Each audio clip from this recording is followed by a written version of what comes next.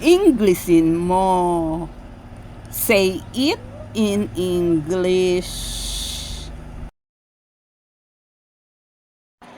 Tagalog, tula sa baha.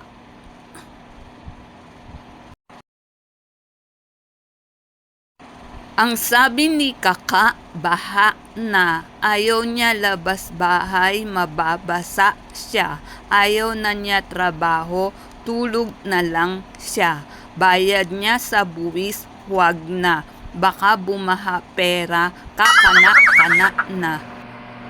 The Kaka said flood na. No outside house, wet hair, no work, sleep only, pay tax no more, maybe flood money, kakakanan na. Kaka said use tax wisely.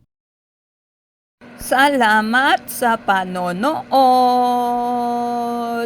Tangkilikin ang aming himpilan.